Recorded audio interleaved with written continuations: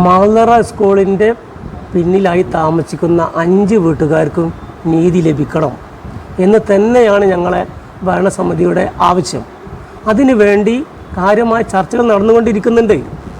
കാരണം നമ്മളെ പ്രസിഡൻറ്റ് മാളറക്കാരുമായി സംസാരിച്ചു, മറ്റ് ആ വീട്ടുകാരുമായി ആ റോഡ് ആവശ്യമുള്ള വീട്ടുകാരുമായി സംസാരിച്ചു.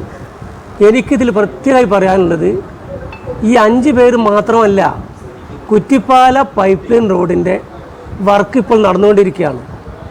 ആ റോഡ് പൂർത്തീകരിച്ച് കഴിഞ്ഞാൽ ഈ പ്രശ്നങ്ങൾക്കെല്ലാം പരിഹാരമാവും. ഇപ്പം നമ്മളെ ബഹുമാനപ്പെട്ട MLA ഈ കുറ്റിപ്പാല മാളറയുടെ അവിടെയുള്ള റോഡിന് വേണ്ടി ഒരു പൈസ വെച്ചിട്ടുണ്ട്. ആ ഫണ്ട് ഈ കുറ്റിപ്പാല പൈപ്പ് ലൈൻ റോഡിലേക്ക് മാറ്റുകയാണെങ്കിൽ ആ റോഡ് ഈ 5 വീട്ടുകാർക്ക് മാത്രമല്ല, അതിലൂടെ സഞ്ചരിക്കുന്ന വിദ്യാർത്ഥികൾക്ക് പിന്നെ ഏറ്റവും കൂടുതൽ ഹൈസ്കൂളിലേക്ക് എളുപ്പമായി പോകാൻ പറ്റുന്ന റോഡാണത്. അതിനെല്ലാം സൗകര്യപ്രദമാകുന്ന രീതിയിലുള്ള ഒരു പ്രവർത്തനം മുന്നോട്ട് പോകുന്നതിന് വേണ്ടി ഞങ്ങൾ MLA ആയിട്ടും അതുപോലെ തന്നെ ഇതിൻ്റെ എല്ലാ ഭാരവാഹികളുമായിട്ട് ചർച്ച നടത്തിക്കൊണ്ടിരിക്കുകയാണ്.